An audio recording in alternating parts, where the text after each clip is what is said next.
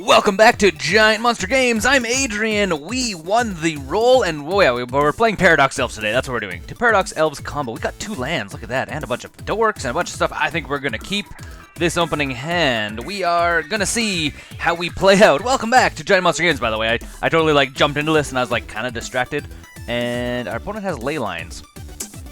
That is gonna change the way we play stuff. Oops, I apparently skipped my main step.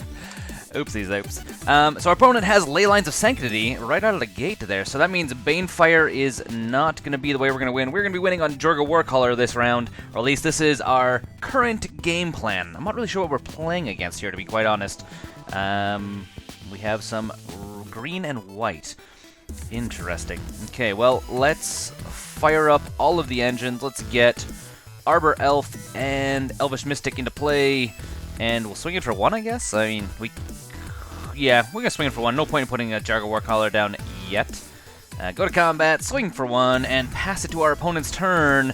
Next turn, we are going to play Joraga Warcaller probably on... If we play him on 2, for 2, we'll have 3/3s and be swinging next turn with a bunch of 3/3s. Or the other plan would be to put him on 1 and then swing it with 2 of our elves for 4 damage next turn. So that's... could go either way. We'll see what our opponent plays. I guess the first thing, it looks like he's playing Utopia Sprawl. So, getting in that extra damage, is that going to be worth it right off the hop? Other enchantments you control have Shroud. Okay, so we're playing against probably looks like a mono or a green-white prison, which means getting in some damage early may be a good idea. Maybe? Elvish Archdruid is also really good. Yeah, let's play Elvish Archdruid. And swing in for 2, and then we can Joraga Warcaller for a bunch, and then swing in for a whole bunch next turn, assuming he doesn't play something that's going to make us either have to pay land or pay mana to attack in, which isn't probably going to affect us too much, because we're going to be able to get a lot of mana from our Elvish Archdruid, so I'm not too concerned about it. Pass to our opponent's turn. What is he doing? He or she? I'm going to call it she. Brendua? Maybe girl. I don't know. If you see this video and you're in it, let me know if you are a guy or a girl. I really need to just stop assuming everyone's a guy, even though I think 98% of the viewers of Giant Monster Games are guys, so, or at least this is what YouTube tells me. And what is our opponent playing? 3 mana, that could be a lot of different things. Ghost Prison, or Ghostly Prison, being one of them. It is not guaranteed to be it, but I'm willing to Banishing Light, obviously, on our Archdruid. Yep, goodbye, Archdruid. Nice seeing you. Sad to see you go, but, I mean, it's necessary for our opponent, I guess. And, well, we still have other things we can do. We can obviously Warcaller to do a little bit of extra damage. We'll see how that pans out, though. And we another Archdruid. Okay, let's just repeat the process. Play another Archdruid and swing in for another 4. It's gonna be a little bit of a slow go here. Next turn, Warcaller for a bunch, and oops, cancel. And, oh, I can target my opponent's untapped target forest. I never realized that. I feel like Arbor Elf is really good in Commander if you're, playing, teams of some sort. I guess that's not really a Commander format. But, I mean, you could untap your opponent's forests. That's kind of fun. Or your friend's forests. And, okay, passing it back to our opponent's turn. This prison deck, I'm assuming it's a prison deck. I mean, the only time I ever see all these kind of enchantments, specifically this guy, is in a prison deck of sorts, white-green in this case. So I'm going to assume it's a prison deck. Banishing Light again. Well, I feel like things are just repeating themselves here, back and forth. We do have a bunch of enchantment hate in their sideboard, so we will throw that in when we go to sideboard, whether we win or lose. At this point, I don't think our opponent... Well, our opponent could really do lots. Our opponent could do lots to potentially thwart us from winning. Draw cards or Joraga Warcaller. I feel like drawing cards would be cool, but we could also Joraga Warcaller on 2 and then swing in for 6, 7, 8, 9 next turn, versus swinging for 1 this turn and draw 3 cards. What do I think? Or, you know what I might do instead? I might actually Warcaller for 1, swing in for 4 damage, and then Warcaller again next turn. So yeah, let's do that. We'll cast with Multi-Kicker just once. And then we're going to go bam bam, and this guy, he comes in with a 1/1 counter on him, and we're going to swing in for 4. And then we're going to pass the turn to our opponent. and see what they have to do, see what they have to say. We're gonna go for the long game here. I mean, I could just kind of put all my eggs in one basket, but the problem is I would rather get a little bit of damage in this turn rather than tap out everything and then our opponent having another Banishing Light or a Path or something like that and just getting rid of Joraga, which is completely possible. Courser of Crufix. That is another enchantment. Oh, and Starfield and Nyx is on top of our opponent's library. Yeah, that can stay there. Actually, yeah, let's keep it right here. So this is our opponent's library, for the record. I mean, where it says library. I'm assuming you guys assumed that already. And 2 mana. What is he playing for 2 mana that is in this deck? Oh. Enter the battlefield, name a card. You have protection from the chosen card. Opponent names what? Opponent names... Our opponent hasn't named anything yet. He names Joraga Warcaller. I don't think you guys can see it on the screen here. It's on a little thing on the side of my screen over here. So he named Joraga Warcaller, so we're not going to be attacking in with Warcaller, which kind of sucks for us. But we might be able to get around that. So, ooh, Llanowar Elves. We could swing in for 6. Our opponent obviously will block and kill something. Or we could Warcaller again. What do I think? If I Warcaller, I'll definitely get in 2 damage. Or no, I'll get in 3 damage total because he'll probably block and bounce. I almost think it'd be better for us to what? We don't have red mana yet. Might be a good idea to Harmonize and Llanowar Elves and then next turn go for more stuff. I don't know. I'm just kind of a little bit concerned he's going to start actually locking us down with prison stuff. Mind, he's sitting on 1 card. So yeah, let's Harmonize. And then we're probably going to cast Llanowar Elves as well. Beastmaster would have been nice. That would also be nice. Yeah, so let's untap Forest. Play a Llanowar Elves. And ship it to our opponent's turn. We drew another Harmonize, which is kind of weird. Well, weird in the sense that, you know, yeah, weird. I don't know why it's weird. It's not weird at all. Obviously, we're not attacking in with Warcaller because he has protection from Warcaller. So I don't even think maybe, can you attack in? I don't know. What's the ruling on that? Wonder, can you, if your opponent has protection from a creature, can that creature still attack and just do no damage, or what? I'm not too sure. Well, we'll find out. Well, we won't find out because I'm not attacking with it, but something to look up. Whenever enters the battlefield, you draw a card. So this is going to get him some card draw now. So if he plays that second card, depending on what it is, what else do I want to talk? Oh yeah, so this is whenever you cast an enchantment, he's going to start getting angels. So we need to shut our opponent down very, very soon. Because I don't think he has enough to cast that yet. So yeah, oh, and that's also not very good for us to be dealing with. So opponent gains a life. Doesn't have enough to cast his big scary stuff yet. But it is going to be very soon that is going to happen here. Now we... What do I do? I could Warcaller for 1, 2, 3.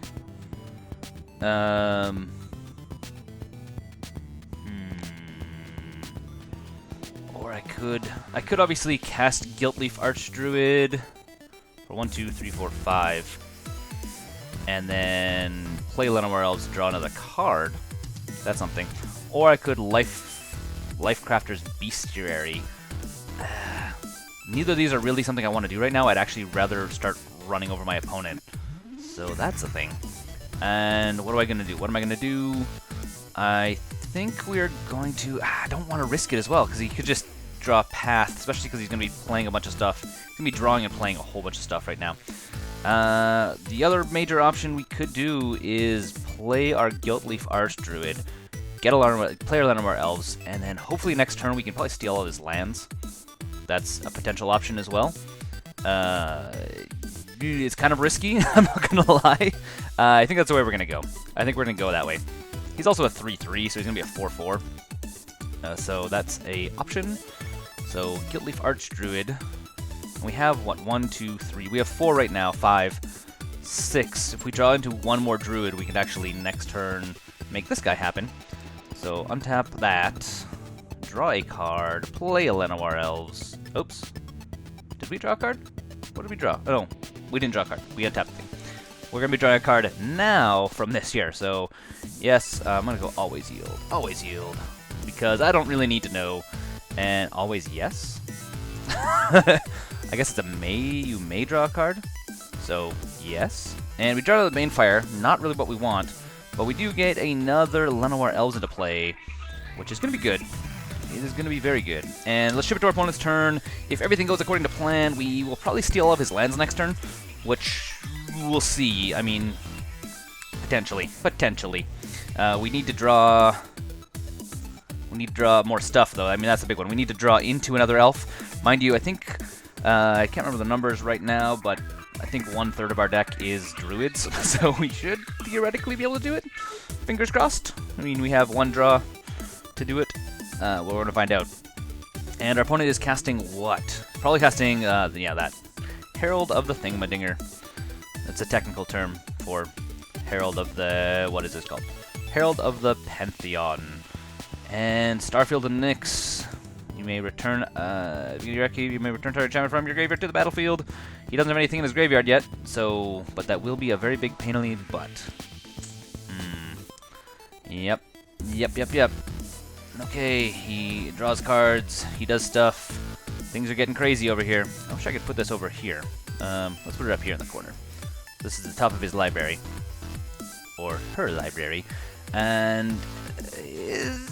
yeah, I mean, this is getting a little bit crazy. He just turned all of his enchantments into creatures. Is he going to attack in? That's going to be the next question. If he does attack in, okay, he doesn't. Although if he did attack in, we would just, you know, kill him some of his stuff. We have big creatures ourselves. And what do we think? I got a forest. That's something. I don't think it's quite what I need, though. I could. What I really need is... okay, we're gonna... what I really need is a mountain. Oh, I totally just played a land. Dang it. I should have kept that. And I drew the mountain right there. Okay, well, that's the thing. We can go 1, 2, 3. We could use that Paradox engine right now. That'd be for sure. And we could play the Archdruid. Yeah, we're going to play the Archdruid. Which will give all our creatures, again, a +1/+1. And we draw a card because of that, because we played a Druid. Next turn, we're going to steal all of his lands if he doesn't get rid of this guy, which doesn't really help us, to be honest. Untap this. Yes. Play another Druid. Draw another Druid. So we have lots of Druids now. So if we do survive this round, we will... which we may do. I don't think he actually can do enough damage to kill us yet, even if we don't block. So let's ship it to our opponent. And see what he does. That's the plan. That's the plan. Go to our opponent's turn. We're not going to attack in yet. We're going to hold on. And then we can always play... next turn we can play Mountain, Banefire. Oh no, he has all of his stuff as Shroud as well. Does all of his stuff have Shroud? Well, we can technically get rid of this guy. And... where's the one that gives all of his... oh, this gives all of his enchantments Shroud. So we could actually blow up this guy for 2 mana. It's theoretically a thing we could do.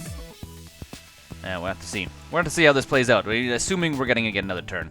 If he doesn't deal with our Gilt-Leaf Archdruid, we may just steal all of his lands, which doesn't really stop our opponent. He may... I mean, we're both tied on board presence here, actually. Obviously, all of our stuff is tapped down right now, minus Warcaller, Gilt-Leaf Druid, and Archdruid, and Heritage Elf, or Heritage Druid. So we're kind of tied on board presence right now. It's going to be up to our opponent to see what he or she does. I mean, a Path to Exile would totally wreck us right now, so because he could obviously just target any of these guys, which are bad for us. Oh, we played Druid. We could have actually played more stuff. We could have actually went tap,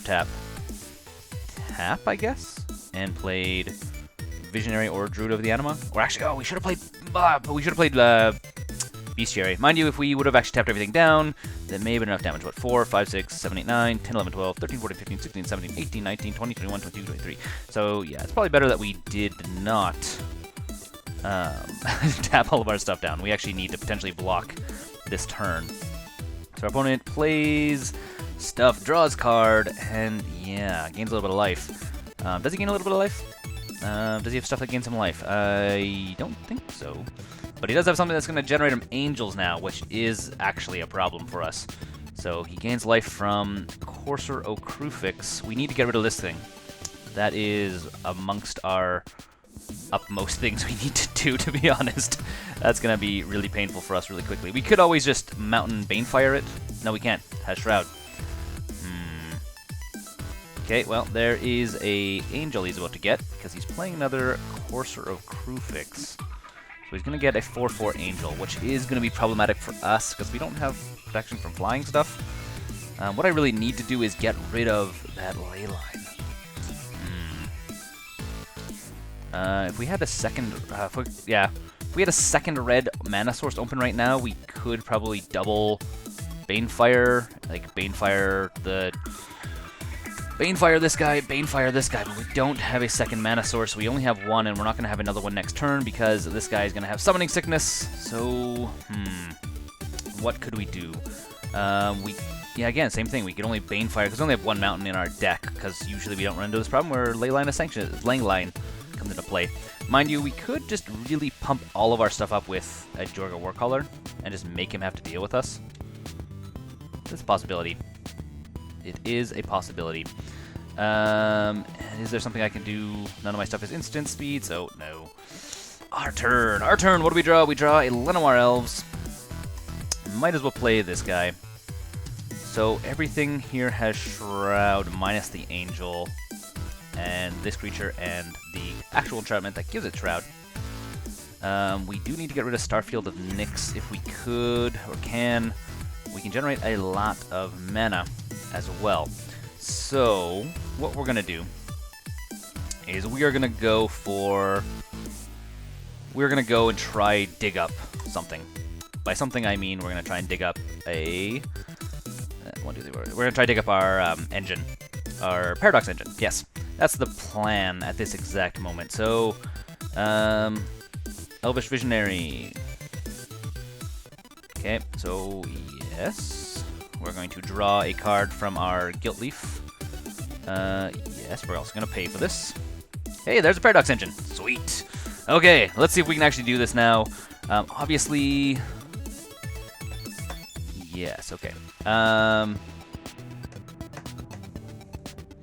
What do I think? Okay. And let's play the Paradox engine. Okay, Paradox engine is in play. Now, what do we think? We're gonna Heritage Druid, tapping all of these down. Tap you. Play the Druid of the Anima. Yes.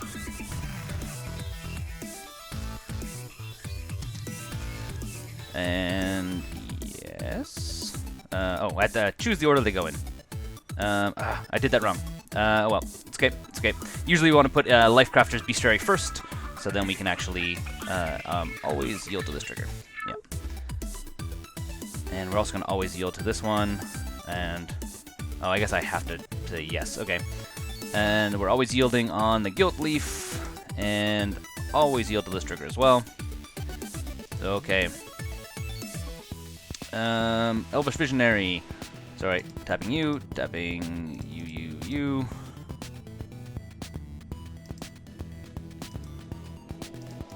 Let's just tap all of our stuff. Okay, and whatever. Okay. The plan is we're going to Joraga Warcaller and make everything absolutely massive and then swing it with everything, so he either has to block with all of his stuff, block with either all of his stuff or die, basically. So, yeah. Yes. And we can draw an extra card from that. Okay, I need to try and be faster with this. This is where this deck has a small problem, is it's a little bit slow once you start going off. So, yes, okay, we're gonna draw another card, depending on what we draw. What do we draw? That doesn't help us at all. Okay. Oops. 1, 2, 3.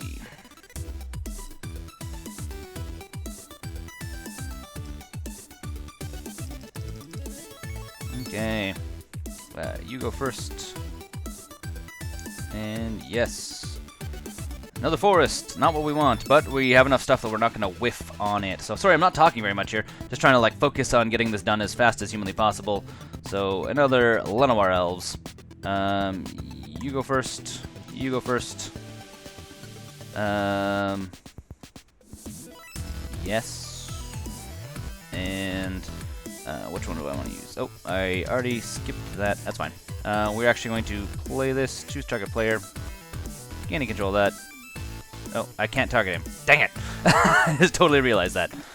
So yeah, we're gonna play this guy. We're drawing all of our lands. We literally have drawn almost all of our lands at this point, so that's the thing. And yep, you. Oops, I totally forgot to. Oops, I totally forgot to actually tap our druid down. It's just fine. So this guy. Oh yeah, that's coming to play. Sorry, I'm forgetting all my triggers. It's crazy. Yes, tap you. Trying to get all of these things tapped down. Okay. So right now we can do it 30 times. Is that going to be enough? 30? Yeah. Okay, so I think that's going to be enough for now. We should be able to win the game. No point in going over in Crazy Town, because that seems crazy to me. Yes, we're gonna pay for it. You come into play. And we are going to play what? What do I want to destroy? I can destroy you. Can't destroy you. Or I can also destroy the angel. Let's destroy the angel. Actually, no, let's go this way. So X, 1, 2, 3, 4, 5. Okay. Okay. So, totally going to destroy that thing. So, stuff doesn't have Shroud anymore, so if we do manage to last another round, we will blow up other stuff, specifically his Leyline of the Sanction... Leyline of the Void? Leyline of what? It doesn't matter. Leyline of Sanctity. Okay. Now, we are going to... Oh, I totally forgot to tap stuff. Okay, we have to do this one more time. Sorry, guys.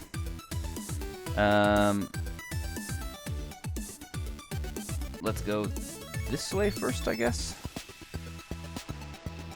So you're gonna tap all of the stuff, and sure, let's tap a bunch of things.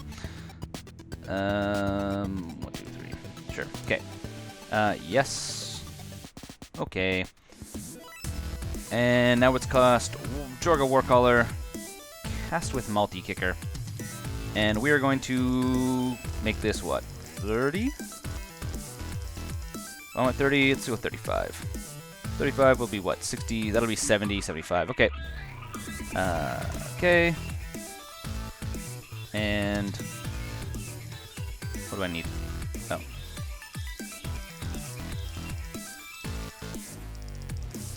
And go, go, go, go, go, go. Tapping all of the stuff. You can go first. Sure, yes. Pay it, and untap all of our stuff. Okay. And let's go to combat step. And our opponent scoops it. Okay, so that took a little bit longer than I hoped it would. We are not out of this game yet, and our opponent has Leyline. I'm assuming he's running a 4 of them, so we're going to take out our Banefires, and we are going to put in... actually, no, we're going to leave in a single Banefire. We're going to put in Destructive Revelry, and our... What are you? This guy, the Sage. And we're going to take out what? We're going to take out a single Harmonize and a single... Might as well take out both these guys, to be honest.